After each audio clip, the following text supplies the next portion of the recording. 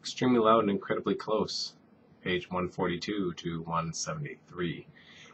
Since my baby brother Alex got to record a video the other day, I wanted to, and I'm Mr. Kruger's older son, Charlie,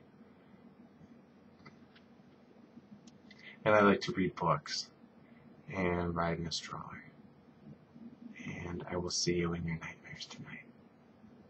Whoa, where did I go?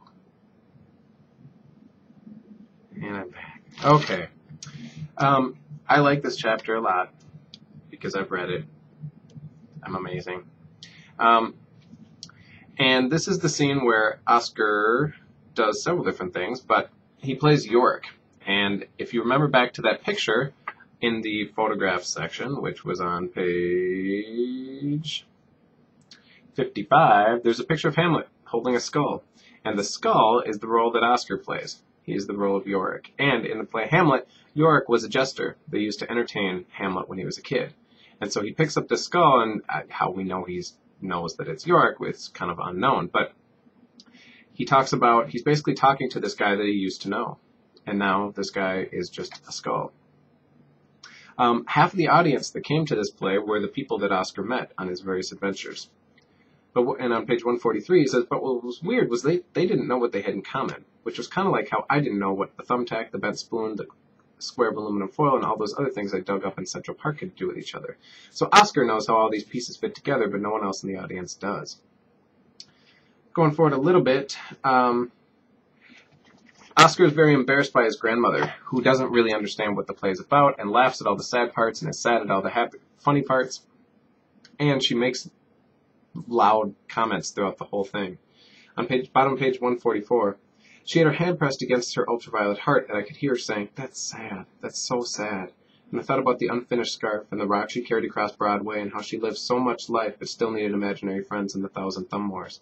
And as this is going on, the scene is going on, and Hamlet is talking to him.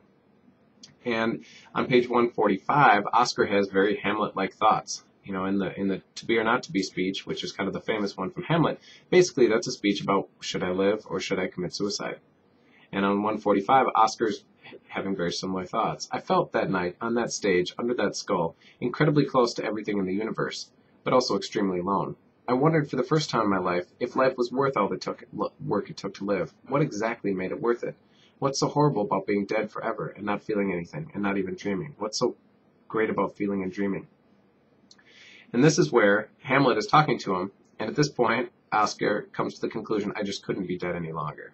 Now, this is a pretty low point for Oscar in the story. You know, he hasn't really accomplished much, and he's met a lot of different people, but it hasn't really accomplished anything. And later in this chapter, when he meets Mr. Abe Black, he gets one of the first really positive parts in the story.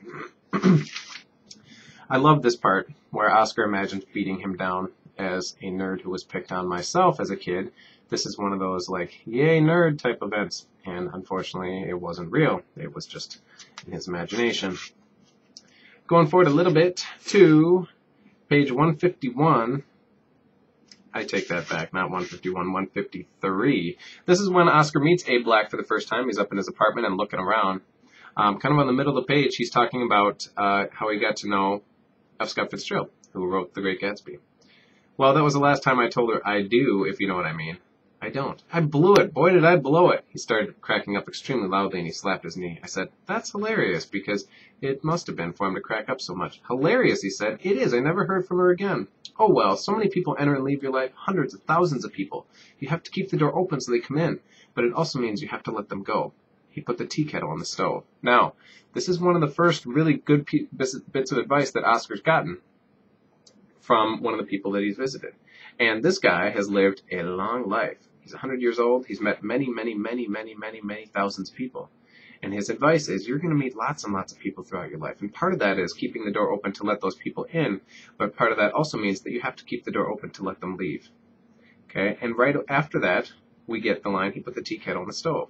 Which, if you remember back to the very, very first page of the book, takes us back to Oscar's, what he's inventing as he's on the way to his dad's funeral. What about a tea kettle? What if the spot opened and closed when the steam came out so it would become a mouth and it could whistle pretty melodies, or do Shakespeare just crack up with me? Okay, so this is a little bit of advice that comments directly on what Oscar was thinking on that funeral day, that very painful day for him. Going forward to page 154, Oscar then asks about his wife, and he said his wife's passed away, and immediately Oscar is very embarrassed for even asking this. Oh, he said, she died 24 years ago, long time ago, yesterday in my life. Oops, it's okay.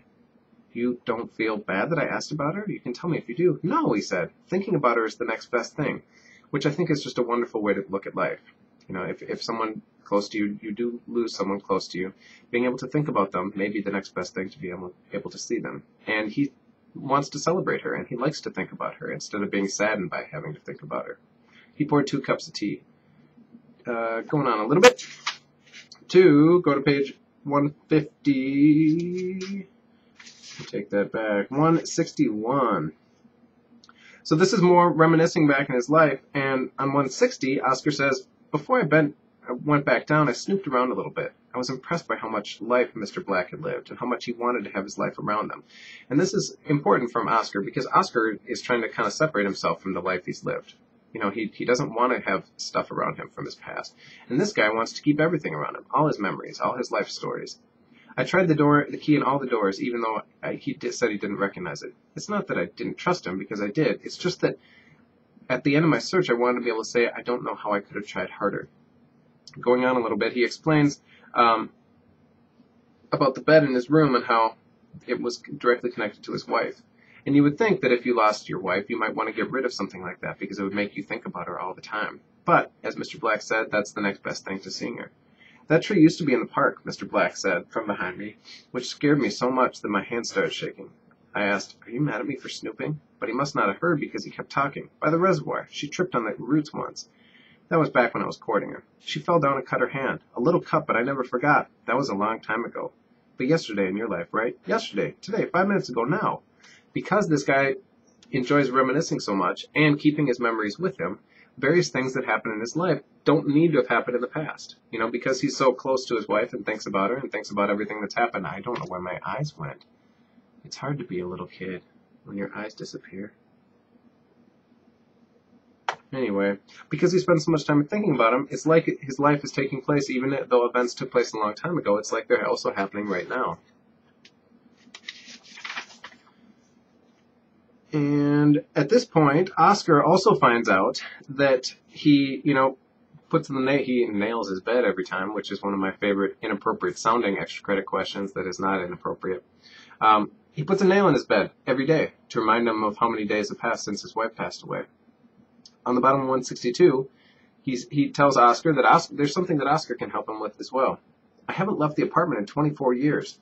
What do you mean? Sadly, my boy, I mean exactly what I said. I haven't left the apartment in 24 years. My feet haven't touched the ground. Why not? There hasn't been any reason to. What about stuff you need? What does someone like me need that he can still get? Food, book stuff. I call in an order for food. They bring it to me. I call the bookstore for books and the video store for movies, pens, stationery, cleaning supplies, medicine. I even order my clothes over the phone. And going on to page 164, we get another nice little story and a bit of more advice from Abe Black. And he's talking about, very bottom 163, I once went to report on a village in Russia, a community of artists who were forced to flee the cities.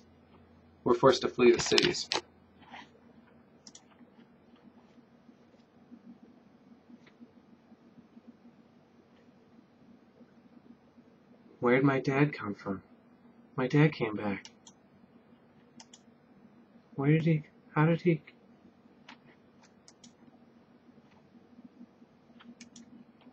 And now I'm back. That was scary. What happened? Anyway, this artist colony in Russia, a community of artists who were forced to flee the cities.